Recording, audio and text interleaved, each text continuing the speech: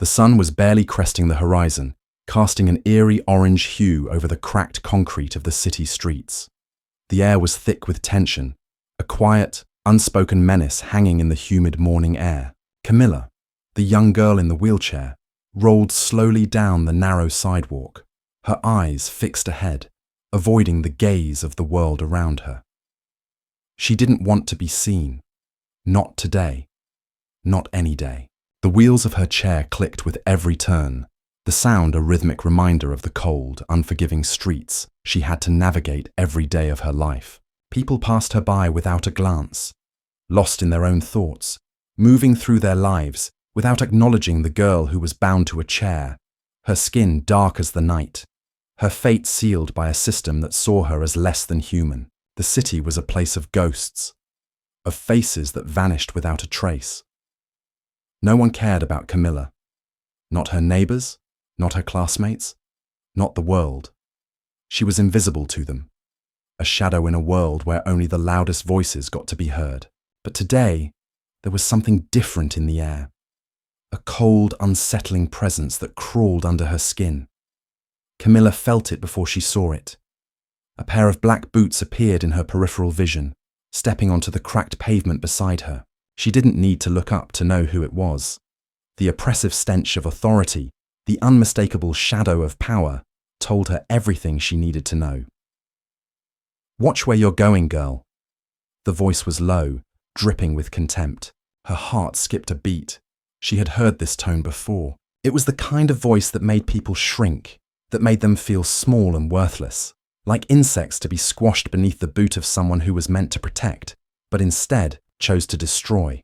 The cop. She had seen him around, patrolling these streets like a wolf on the hunt. He had a face that belonged to a nightmare, a smirk that twisted with cruelty. His uniform was pristine, but there was something about his presence that made it clear he wasn't here to serve and protect. He was here to control. Camila tried to move faster, her hands gripping the wheels of her chair, but the cop was already ahead of her, blocking her path. His gaze was icy, as cold as the metal badge pinned to his chest. "Didn't you hear me?" he sneered. "I said watch where you're going." Before she could even process what was happening, his hand shot out, grabbing her arm with brutal force. Her body jerked backward, her chair tipping dangerously. She gasped, her heart pounding in her chest. She tried to hold on, but it was no use. In one swift motion, the cop shoved her, hard, right into the traffic. The world seemed to slow down as Camila's chair teetered at the edge of the street, the cars speeding by, their engines roaring like angry beasts, unaware of the fragile life they could crush in an instant. Time froze. Her body screamed in terror, but her mind was numb. She could see the headlights of an oncoming car, blinding and unforgiving, growing larger with every passing second. The world was closing in on her, and in that moment, it felt like no one would care. The streets were full of people, yet she was utterly alone. She didn't scream. Her voice had frozen, locked inside her chest like a prisoner too terrified to cry for help. The wheelchair hit the curb with a violent jolt, and time snapped back into motion. Horns blared, tires screeched, a car swerved just in time, grazing the edge of her chair as it spun into the middle of the street. Camila hit the ground hard. Her elbow cracked against the pavement, and the sting of blood rose instantly to the surface. People watched. They always watched. From sidewalks, behind phones, through tinted car windows. But they didn't move. No one ran to her. No one shouted at the officer. No one called out her name. Because to them, she was just another black girl. Another broken body lying on the asphalt. Another scene they would forget by lunch. The officer walked calmly back to the curb, his hands behind his back like nothing had happened. His smirk twisted upward as if he had swatted away a fly, nothing more. He looked down at her with the cold detachment of a man who had done this before, and would do it again. "Shouldn't roll into traffic," he muttered, loud enough for everyone to hear, loud enough for the humiliation to stick like oil. A few chuckles rippled through the air, tight, uncomfortable, but real. And Camila felt it. The weight of being treated like an object, a nuisance, a target. She wasn't a victim in their eyes. She was the disturbance. She tried to sit up, pain stabbing through her shoulder, but he crouched beside her before she could move. His lips came close to her ear, voice barely above a whisper, laced with venom. "I don't care who your daddy is, little girl. You don't belong here. You people never do." His words weren't shouted, but they hit like fists, each syllable drenched in centuries of hatred. His eyes were empty. No empathy, no doubt, just the mechanical certainty of a man convinced he was untouchable. He straightened, looked around, and nodded like he'd done his duty. Then he turned and walked away. Camila lay there, half on the road, half on the sidewalk, her wheelchair toppled beside her like a fallen monument. Her body ached, but her heart, her spirit, burned with a pain far deeper than the scrapes on her skin. She wasn't just hurt, she was erased, dismissed, reduced to a scene in someone else's day. One woman across the street recorded the whole thing on her phone, but didn't move a muscle to help. A man leaned against a wall chewing gum, shaking his head, as if Camila was the one who had done something wrong. A police cruiser drove by slowly, the officer inside glancing for half a second, and then driving on. No one cared. No one asked if she was okay. No one even offered to lift her chair. And that's when Camila knew this wasn't about one bad cop. This was a city built on silence, on fear, on the silent approval of cruelty. She was never meant to be protected. She was meant to be forgotten, but Camila wasn't going to disappear. Not this time. As the crowd dispersed, leaving Camila crumpled in the street, she felt something stir deep inside her, something she hadn't allowed herself to feel in a long time. Rage. It was quiet at first, a soft hum, but it quickly grew into a roar. She knew it was pointless to hope for help. She knew that no one would stand up for her. She was just another black girl, another casualty in a world that had grown too comfortable with cruelty. She struggled to sit up, pushing against the ground, her hands shaking from the pain, but she couldn't stop. She wouldn't stop. When she finally managed to pull herself into her chair, every movement was a reminder of her fragility, the shattered bones of her body, but most of all, the shattered image of herself. How had it come to this? The world had turned her into something unworthy, something less than human. She could feel the weight of their stares, the eyes that judged her for simply existing. Every inch of her, from her dark skin to the chair that confined her, was a target. The slurs, the whispered insults, the sideways glances, they were constant, and they were suffocating. She wheeled herself down the street, the sound of the chair's wheels grinding against the concrete, a constant reminder of her struggle. Every person she passed seemed to avoid her gaze, their eyes quickly darting away. No one cared that she had been pushed into traffic, that she had almost been killed by a man who swore an oath to protect. No one cared that she was a person, that she had a name, that she had a father who loved her. To them, she was just another problem, just another black face to be ignored, to be dismissed. As she turned the corner, she saw the police car that had passed her earlier, now parked on the side of the road. The officer who had pushed her was sitting in the driver's seat, his legs stretched out in front of him, his sunglasses perched on his nose like he was lounging in the sun. His smug expression hadn't changed. He was still the same man who had humiliated her without a second thought, the same man who saw her as nothing more than an inconvenience. Camila's chest tightened. She wanted to scream. She wanted to throw her chair at him, to make him feel even a fraction of the terror she had felt when he shoved her into the street. But she didn't. She couldn't. The system was too big. The world was too broken. She was too small. She could feel the invisible chains, the ones that kept her bound to this life of suffering, that reminded her every day that her skin color and her disability were her only worth in the eyes of others. She wasn't allowed to be angry. She wasn't allowed to fight back, not unless she wanted to make things worse. But as she wheeled past the cruiser, something inside her snapped. The rage she had been holding in for so long bubbled over, and she couldn't stop it. She slammed her palm against the side of the car, the metal vibrating beneath her touch. It wasn't much. It wasn't even a protest, but it felt like a declaration. She was tired. She was tired of being invisible, tired of being afraid. And for the first time in a long time, she didn't care what happened next. She had nothing left to lose. The officer didn't even flinch. He just stared straight ahead, his jaw tightening, but he didn't say a word. Camila didn't wait for him to respond. She turned away and pushed herself forward, faster now, with every ounce of strength she had left. But the fear still clung to her, and she knew that nothing would ever be the same. She was never going to be allowed to just live. Not here, not in this place. But her story wasn't over. Not yet. Before we continue with the story, let's take a brief pause. We'd love to hear from you. Where are you listening from? Have you experienced anything like what Camila has been through? Or perhaps witnessed something similar in your life?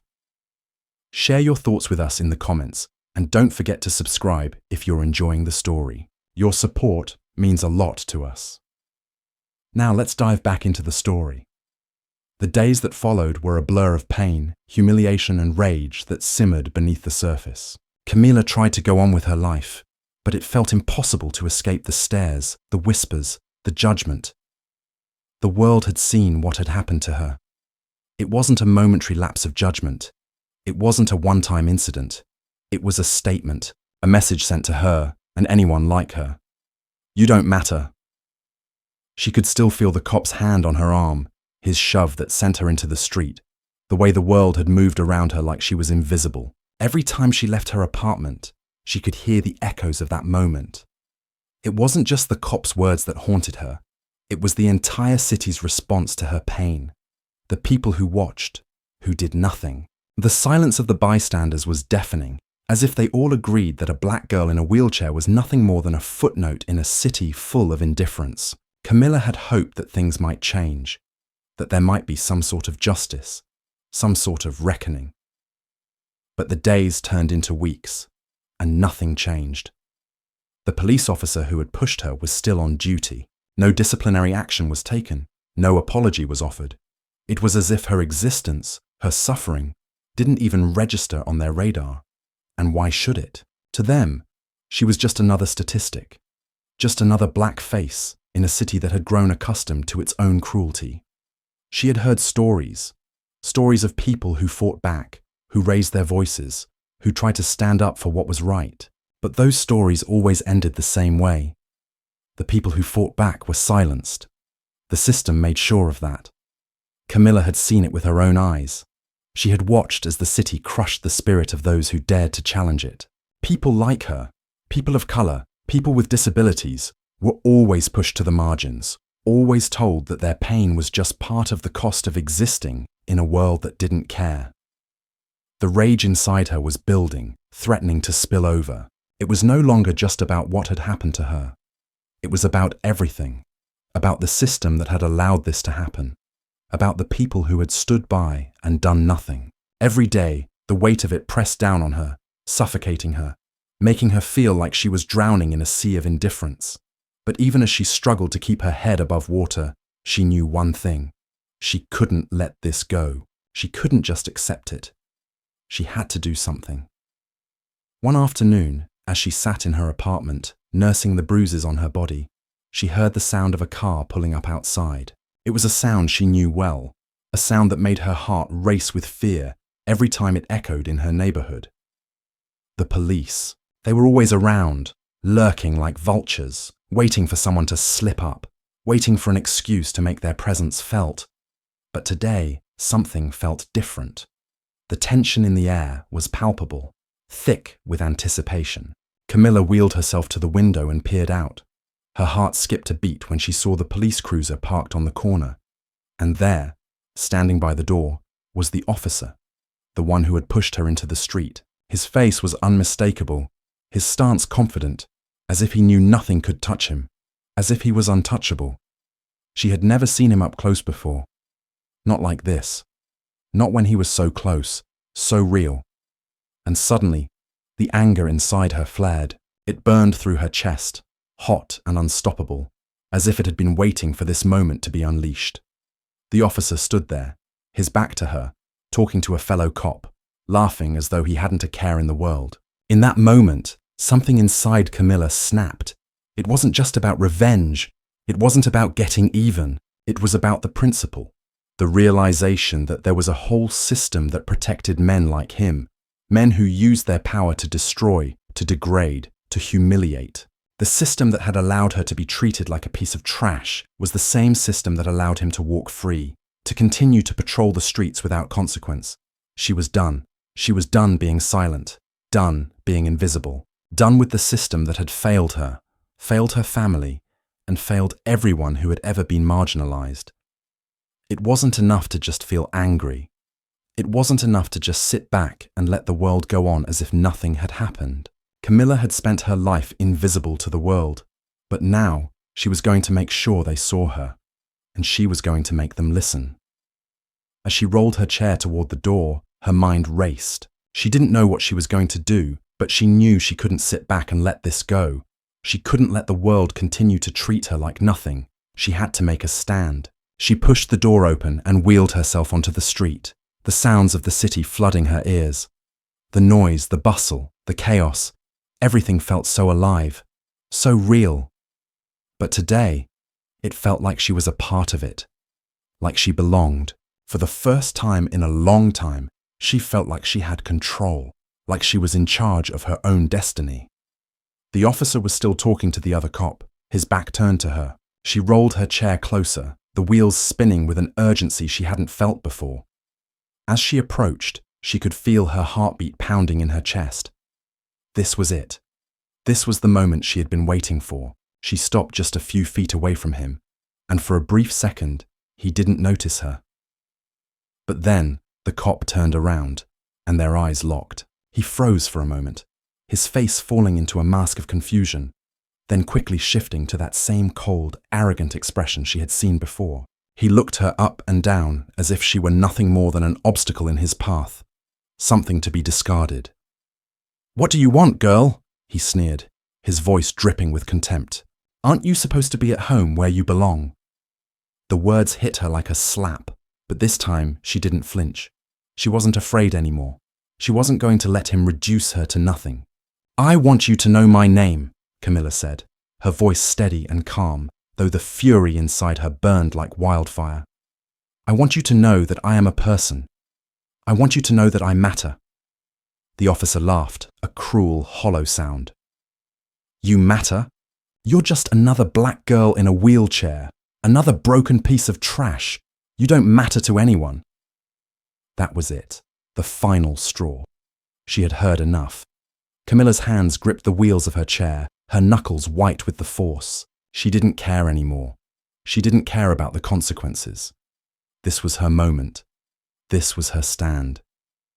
"You don't get to tell me that," she said, her voice trembling with fury. "You don't get to tell me that I don't matter. You don't get to push me around and think I'll just take it." She wheeled herself forward, pushing past him, her eyes locked on his. He stepped back, surprised by the defiance in her movements, but he didn't make a move to stop her. He didn't have to. She wasn't afraid of him anymore. She wasn't afraid of anything. Camila had made a decision. The world wasn't going to break her. Not now. Not ever again. She would make them see her. She would make them remember her. And no matter what happened, she would never be invisible again. The officer stood there, stunned, watching her roll away. He couldn't understand it. How could she be so strong? How could she stand up to him like this? But in his eyes, there was something more, a flicker of fear, something he hadn't seen before. And that was the moment when he knew. Camila was no longer just a girl in a wheelchair.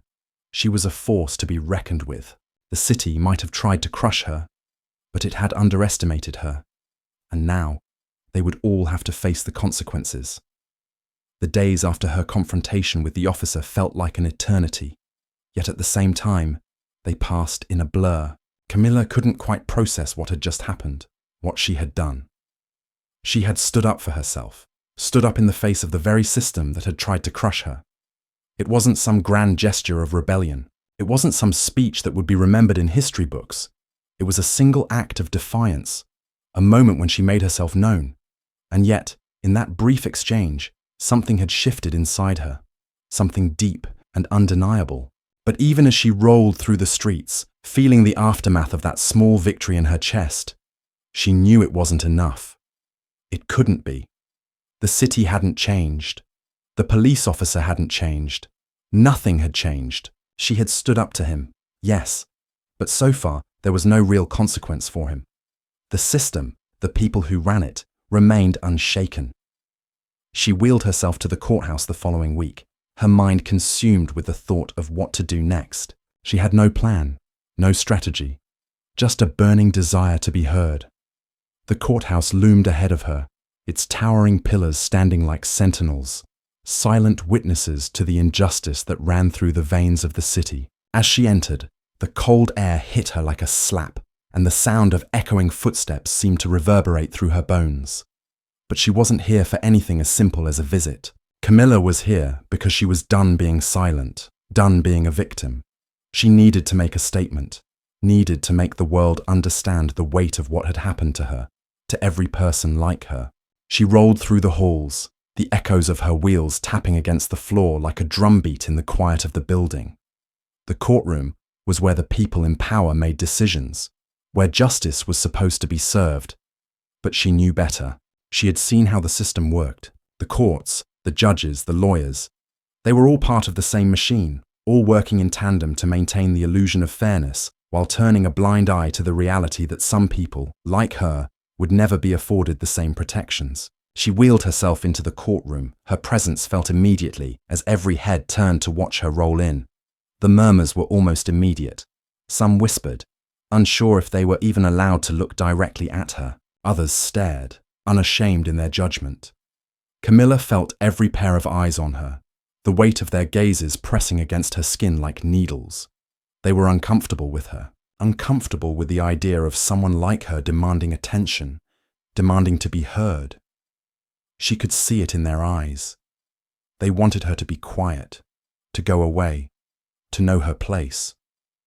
But she wouldn't. Her eyes landed on the officer, the one who had pushed her into the street, sitting across the room in a crisp uniform, his back straight, his hands folded.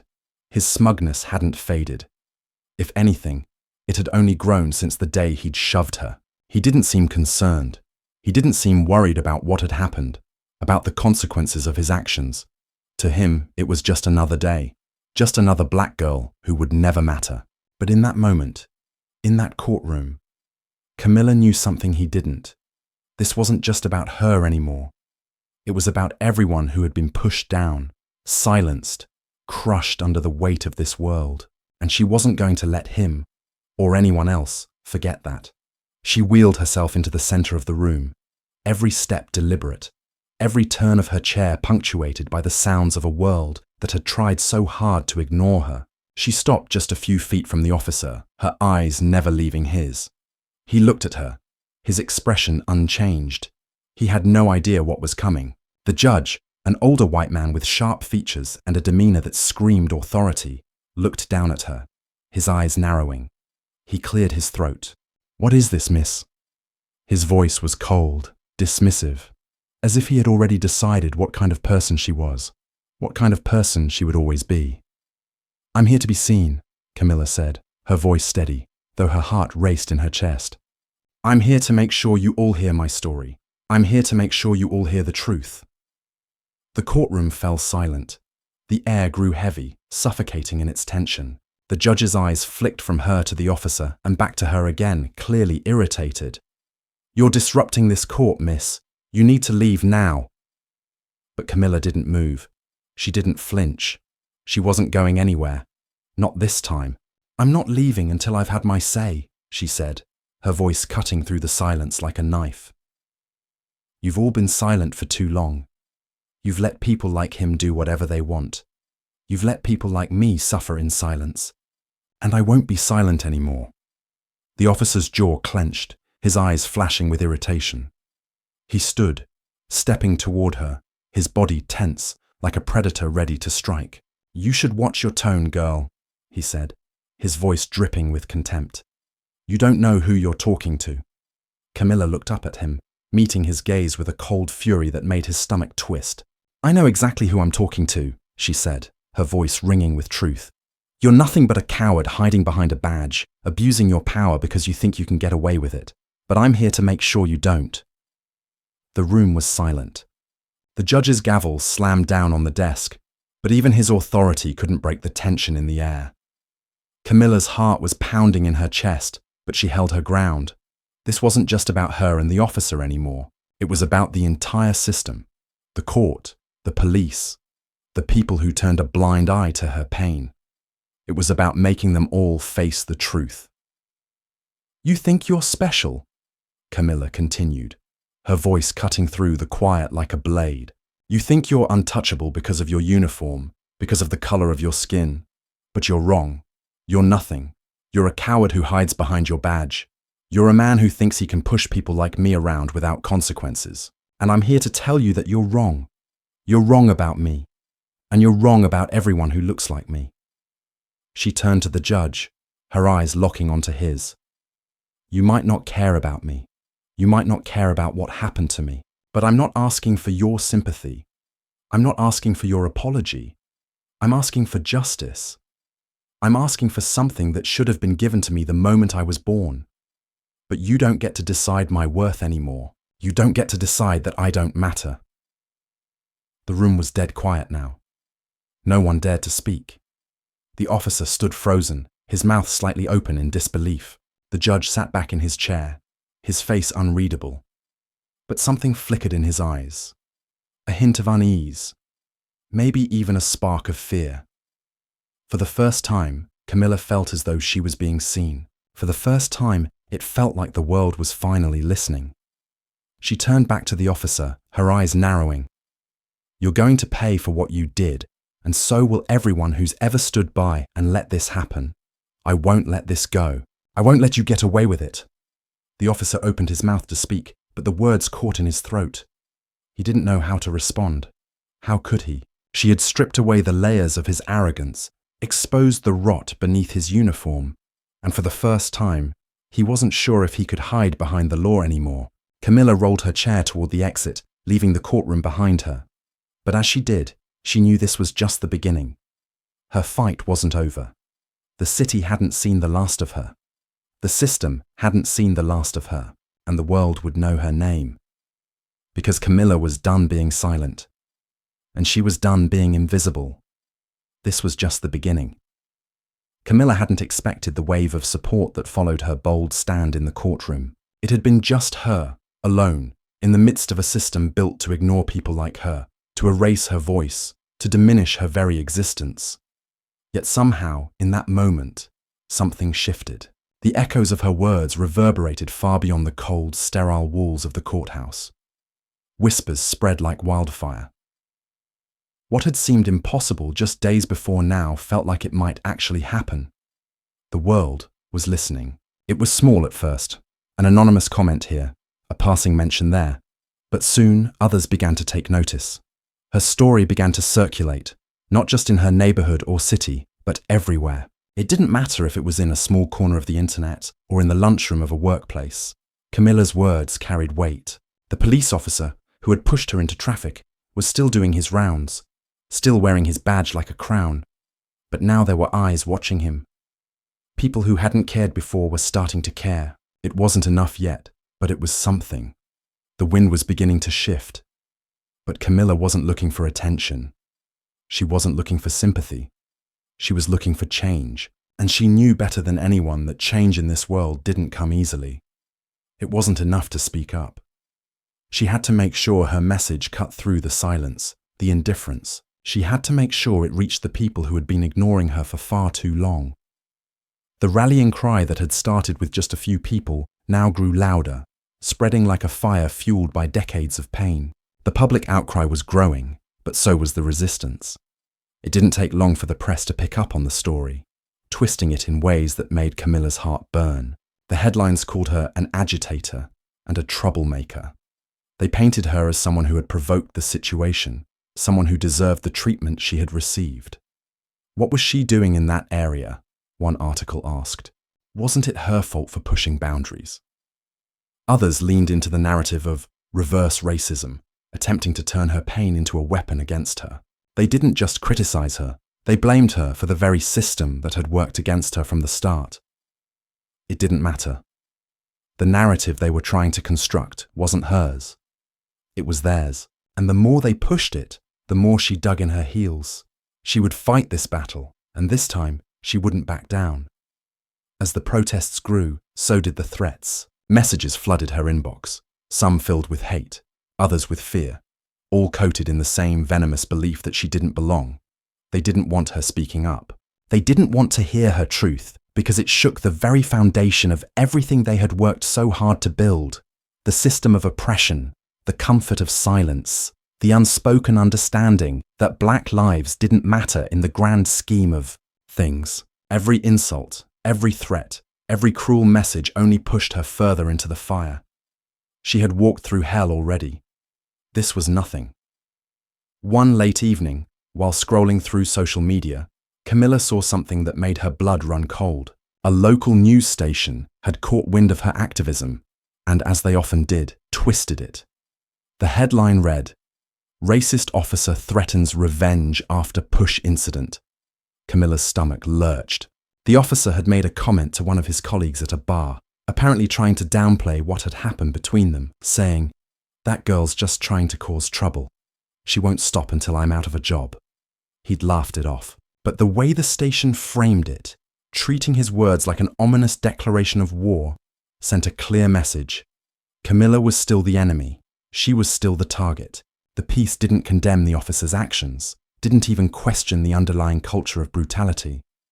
It made her out to be a problem, a force to be eliminated. As she read the article, her hands trembled. They were going to make sure she didn't win this fight. They were going to do everything they could to turn the world against her. She could see it now. They'd push back on every front. Every move she made, every step forward, they'd try to tear her down. But she was ready for that. The next morning, Camila received a letter, a formal notice. It was from her university. Her scholarships were being revoked. The letter didn't say why, but it was clear. She had become a target, and now even her education was being taken away. She felt the weight of that loss in the pit of her stomach. They were trying to break her, to isolate her, to make her feel as though she didn't belong in spaces that were meant to elevate her. But it wasn't just about the scholarship. It was about her being silenced, being punished for standing up, for daring to demand justice. Camila stood in the center of her apartment, staring at the letter. For a moment, the weight of the world felt like it was crushing her. But then something inside her shifted. They wanted her to disappear. They wanted to break her spirit. But they were mistaken. They had underestimated her. The rage that had been simmering inside her since the officer had shoved her into the street began to flare once again. It was no longer just about her. It was about every single person who had ever been told they weren't enough. Every Black person who had been reduced to a statistic. Every disabled person who had been dismissed. Every marginalized person who had been told they didn't matter. She wasn't just fighting for herself anymore. She was fighting for them. She made a decision that would change everything. She would take this fight all the way. She would go to the press, go to the streets, go to the people who needed to hear her. She wouldn't stop, not until her voice had been heard. Not until the officer, until everyone, understood the true cost of the system they had built. The day after receiving the letter, Camila showed up at the local news station, rolling her chair through the front doors with the weight of a million voices behind her. The receptionist looked up at her, confusion etched on her face. "Can I help you?" "I'm here to speak to the producer," Camila said, her voice steady. "It's about the story you ran yesterday. I want to set the record straight." The receptionist hesitated for a moment, then nodded and gestured for Camila to follow her. She was led down a sterile hallway, past bright studio lights and cameras, to an office at the back of the building. The producer, a middle-aged man with an air of indifference, was sitting behind a desk, typing away at his computer. When he saw her, he looked up, his face tightening with annoyance. "You're the girl from the story," he said, his tone dismissive. "What do you want?" "I want to tell you the truth," Camila said, her voice unwavering. "You've twisted everything. You've made me into the villain, and I won't stand for it. I'm not some troublemaker. I'm not a threat. I'm a person. And I want my story told the right way. So you have two choices.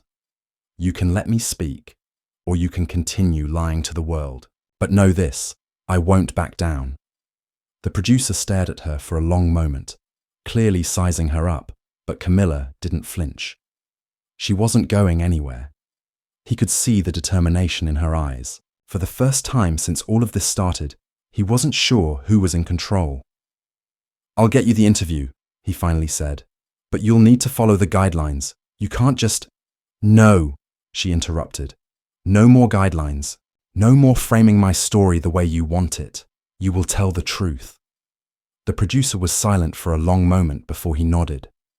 "Fine, we'll do it your way."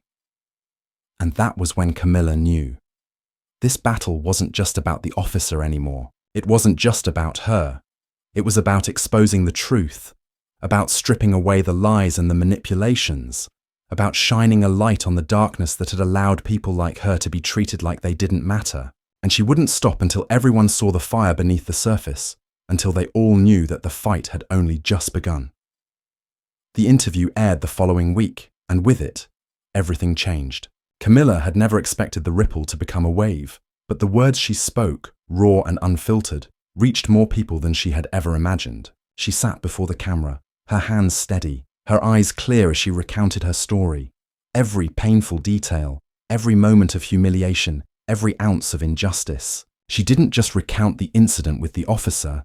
She shared the experience of what it meant to live in a world that treated her like she didn't matter, because of her race, because of her disability, because of her very existence. It was her truth, and the world heard it. She spoke not just for herself, but for every person who had ever been told they were less than. Every person who had been silenced, ignored, or outright abused by the system. She laid bare the realities of racism, ableism, and the violence that perpetuated them, forcing the world to reckon with it. The response was both swift and overwhelming. The social media storm that followed her interview was unlike anything she had expected. It was a mixture of support and vitriol. Thousands of messages poured in, from people who praised her for her courage, to others who dehumanized her in the harshest terms, accusing her of playing the race card, of stirring trouble where none existed. Yet, in the midst of the backlash, the support was undeniable. People shared her story, and their voices added weight to her fight. Camila's name was now known, her face a symbol of resistance. But the officer, Officer Clark, had also become a focal point of public disdain. The more his past was dug into, the more his history of misconduct came to light. The public began to demand action. The pressure mounted on the police department. His colleagues were forced to speak out. Some defended him, citing his service to the community, while others quietly withdrew, unwilling to align themselves with a man whose actions had now become too visible, too undeniable. It didn't take long before a formal investigation was launched into the officer's actions. But Camila knew the drill. She had seen it before. Investigations often led nowhere, buried beneath bureaucracy and the protection of those in power. And this time, the resistance from the system would be fierce. They would do everything they could to protect Clark. The system was designed to protect its own, but it was a small victory. A moment, however brief, where something that had been silenced for so long was finally being heard. And for the first time in a long while, Camila believed that change might be possible. However, it was also the moment that things started to escalate. With the investigation now public, the backlash against her intensified. The threats began to take on a more menacing tone. One evening as she returned from a rally, Camila opened her front door to find a single ominous note slipped under it. "You should have stayed quiet, girl. We'll make you regret this." Her stomach churned as she read the words. The threat was clear. But it wasn't just the note that haunted her. It was the silence that followed. The quiet, knowing absence of any further warning. It was the terror of what might come next. She tried to ignore it at first, but the fear lingered. It gnawed at her every time she left her apartment, every time she spoke out at a rally or went to a protest. She had become a target, and the weight of that realization hung heavy on her chest. Yet, she didn't back down. She couldn't. The fight was too important. Too many people were depending on her to keep pushing forward. The media coverage didn't stop. The protests kept growing, but with the attention came the hatred, louder, more vicious than before. Racial slurs, threats of violence, and messages that sought to tear her apart flooded her inbox. One particularly chilling message came late one night.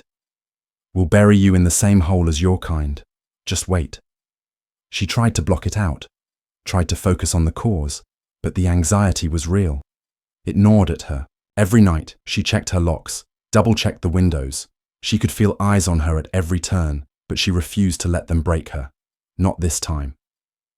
But then came the day it all came crashing down. It was late afternoon when she received the call. The officer, Officer Clark, had been found dead, shot, execution style, in his own home. The news spread like wildfire. The city erupted into chaos, the headlines blaring with details of the officer's death. Camilla's heart sank. She didn't know how to react. It wasn't what she had wanted. This was not what she had fought for. The chaos, the violence, the bloodshed. It wasn't her fight. Immediately, her name was dragged through the mud. The media, once again, twisted her words. The people who had been waiting for her to slip, to fall, now had their ammunition. They seized the opportunity to paint her as a symbol of the violence they claimed was bred by people like her. She was now the villain. She was the one who had pushed things too far, the one who had incited hatred, the one who had pushed the officer to his death. The accusations flew fast and furious, blaming her for something she had never wanted. It didn't matter that there was no evidence linking her to the crime. The media had already decided. She was guilty. Her fight, her message, had been twisted and warped into something unrecognizable. The police, now more determined than ever to defend their own, began to turn the investigation against her. The focus shifted from the officer's actions to her presence in the protests, her statements, her supposed role in inciting violence.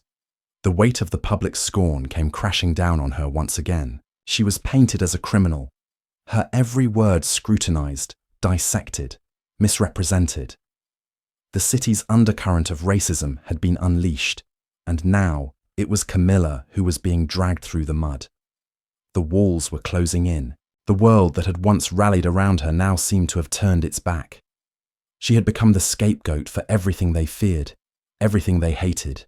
And then, one night, as the protests raged outside, Camila sat alone in her apartment, the silence deafening. The threats, the hate, the media attacks, it all weighed heavily on her. She felt the isolation creeping in, the deep sense of despair that threatened to swallow her whole. It wasn't just the police, it wasn't just the media, it was the system, the entire structure that had decided she was nothing more than a nuisance, something to be silenced, something to be removed. But even as the darkness threatened to consume her, there was still a fire burning deep inside her. She had never been the type to bow down. She had never been the type to give in to fear. And no matter how hard they tried, they would never break her. They thought they had crushed her spirit. They thought they had broken her. But they were wrong. Camila wasn't done. She wasn't finished. This fight was far from over. The city was on fire. Not in the literal sense, but in a way that felt more dangerous, more insidious. Camila could feel the tension in the streets, in the air, as if the entire city was holding its breath, waiting for something to snap. And with every passing day, the pressure mounted. The more the protests grew, the more the system, the media, and the powers that be did everything in their power to push back, to silence the voices that dared to speak the truth. Camila hadn't seen it coming. The relentless pushback, the coordinated efforts to bury her, to bury the truth. It wasn't just the police or the mayor or the wealthy elites. It was everyone who had a stake in maintaining the status quo. And now, those same people were doing everything they could to discredit her, to rewrite the narrative they had spent decades constructing. The more she fought, the more they tried to tear her down. The news outlets had picked up on the latest scandal surrounding her. They accused her of leading the protests, not as a peaceful activist, but as someone who was encouraging violence, chaos, destruction. They used the images of looted stores, broken windows, and burned vehicles to paint a picture of her as the mastermind behind it all. The headlines screamed her name as a villain, a symbol of everything wrong with the country's attempts at progress. It didn't matter that the vast majority of the protests had been peaceful, that the violence that had erupted was the work of a few opportunistic individuals who had hijacked the movement. The media didn't care about the truth. They didn't care about the peaceful demonstrators. They didn't care about the stories of the real victims, people like Camila, who had suffered under a system of systemic racism and injustice for their entire lives. No, they cared about one thing, the story they could sell. And right now, that story was one where Camila was the villain. Everywhere she went, she was met with stares, cold stares, eyes that sized her up with disdain, eyes that saw her not as a person, but as a problem to be eradicated. The whispers followed her like shadows. "She's a criminal," they would say. "She's responsible for all this chaos." The same people who once rallied behind her now distanced themselves, as if the mere association with her could ruin their lives. No one wanted to risk their reputations in a fight that seemed so tainted, so muddy. She felt it, the loneliness, the isolation. Her friends turned their backs on her. People she had known for years, people she had fought with in the trenches for justice, now gave her the cold shoulder. The constant barrage of negative media and the mounting pressure to condemn her left her feeling abandoned. They didn't understand. They didn't know what it felt like to have your very existence questioned, to be told every day by society that you didn't belong, that you didn't matter. They didn't understand what it was like to have a whole system work against you simply because of the color of your skin or because of your disability. Her phone buzzed once again, and she felt the familiar sinking feeling in her chest as she glanced down. Another message. This one was from a number she didn't recognize, but it was from someone who seemed to know far too much about her. "You should have stayed in your place. You'll regret this. We always get what we want in the end." The message was short, but the implications were chilling. Camila had heard the threats before, but this one felt different. There was something sinister about it, something that made her blood run cold. She was starting to realize how deep the rot ran. This wasn't just about the police. It wasn't just about one officer. It was about an entire system that had spent generations building itself on the backs of people like her. People who were black. People who were disabled. People who were different. She had spent her whole life fighting for equality, for justice, for a voice in a world that told her she didn't matter. And now, as the system began to close in on her, she realized that this fight was far bigger than she had ever imagined. It was bigger than one protest, bigger than one city, bigger than one officer. This was a fight for the soul of the country. But despite the overwhelming pressure, Camila refused to back down. She refused to let them win. She had seen firsthand what the system did to people like her, and she knew that if she didn't fight, if she didn't stand her ground, they would crush her, and everyone else who came after her. She had to keep fighting, even if it felt like the world was against her. She had to keep pushing back, no matter the cost. The tipping point came when the city announced that they would be holding a special hearing on the violence that had been linked to the protests. It was no longer just about the officer. It was about her, the mayor, the police chief, the local media. They all wanted her to be held accountable. They wanted her to be blamed for every broken window, every looted store, every burned vehicle. They wanted to make her the face of all the destruction, all the chaos that had followed in the wake of the officer's death. It was a setup. She knew it. They were using her as a pawn, hoping to paint her as the villain who had incited everything. The hearing was nothing more than a political move, a way to shift the blame from the systemic issues that had caused the unrest to one person, the easy scapegoat. But Camila wasn't going to let them control the narrative. She wasn't going to let them use her as their scapegoat. She couldn't, not when so much was on the line. She prepared for the hearing, determined to speak her truth. She spent days gathering her thoughts, rehearsing her words. She knew what they wanted from her. They wanted her to apologize, to admit that she had caused the violence, that she had done something wrong. They wanted her to back down, to admit that she was the problem. But she wouldn't do it. She couldn't do it.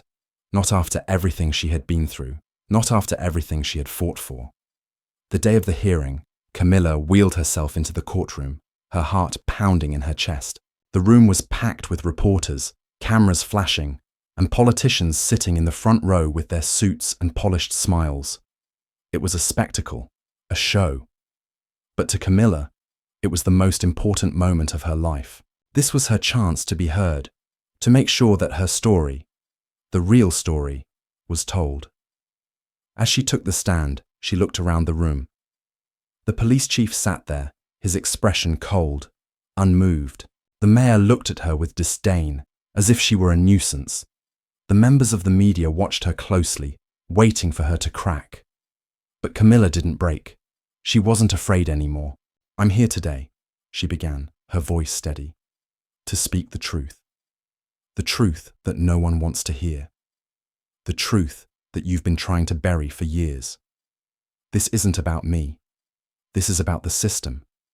This is about the police officers who think they can get away with murder. This is about the people who turn a blind eye to the suffering of black people, disabled people, marginalized people. This is about a system that was built on our backs and has never cared for us. You don't want to hear that. You don't want to listen to the truth. You want to blame me. You want to use me as your scapegoat. But I won't let you. Not anymore." Her words were met with a stunned silence. For a moment, the room seemed to freeze. The tension was palpable. She could feel the weight of the moment pressing down on her, but she held her ground. She wasn't going to let them make her into the villain. Not today. "The violence you're blaming on me is the result of years of pain, of anger, of oppression. I didn't cause that. You did. Your system did. And until you're ready to confront that, until you're ready to face the truth, nothing is going to change." The room erupted in chaos. The reporters shouted questions. The officials looked around nervously, unsure of how to respond, but Camila didn't care. She had said what needed to be said, and for the first time in a long time, she felt like she was finally being seen. The days after the hearing felt like the calm before the storm. Camila had spoken the truth. She had laid it bare for the world to see, even though she knew the weight of it would push her further into the crosshairs. But now, more than ever, she knew she had made the right choice. For the first time in a long time, she had felt the power of her own voice, of her own truth. But she also knew the fight was far from over. The backlash came quickly. The media, the police department, the powerful figures who had tried to bury her, they all circled like vultures. They tried to discredit her, to tear apart everything she had said. Headlines ran with phrases like "radical activist speaks out," instigating chaos for personal gain, and "no apology, no accountability." But none of it fazed Camila. The more they attacked her, the more resolute she became. It wasn't just about the media, though. It was the real, raw consequences. Camila had been receiving threats for months now, but they had escalated. Strangers on the street would whisper behind her back, calling her things she had heard all her life. Troublemaker. Witch. A black girl who needs to know her place. And then, there were the more sinister threats. One night, a brick was thrown through her apartment window, shattering the glass into tiny pieces. The message was clear: stay quiet, or else. Her world had become a constant battle, fighting not just the system, but every shadow of racism, ableism, and hatred that came with it. Yet, despite the rising tide of hate, Camila knew she couldn't back down. She couldn't let them win. Her spirit had been bruised, but it had not been broken. One night, after a long day of protests, meetings, and phone calls, Camila found herself sitting in the quiet of her apartment, staring out the window at the city she had come to know so well. The weight of the journey pressed against her chest like a 1,000-pound stone. But then, she realized something. She wasn't alone anymore. The people had seen her fight. They had heard her truth. And they were starting to fight alongside her. In the days that followed, a movement began to grow, more powerful than ever before. People who had once been afraid to speak out, afraid to be seen as a threat, now took to the streets in her name. It wasn't just about Camila anymore. It was about every person who had ever felt the sting of racism, of injustice, of being pushed down simply for existing. The protests grew, the voices grew, and the demand for accountability grew louder. But even as the movement surged, Camila knew the most dangerous moments were yet to come. The backlash would only intensify, and she could feel the threat of violence growing with each passing day. The authorities were getting desperate, trying to quash the movement before it could gain too much power. But Camila wouldn't let fear dictate her life. Then came the moment that would change everything. It was a Friday afternoon when the announcement came.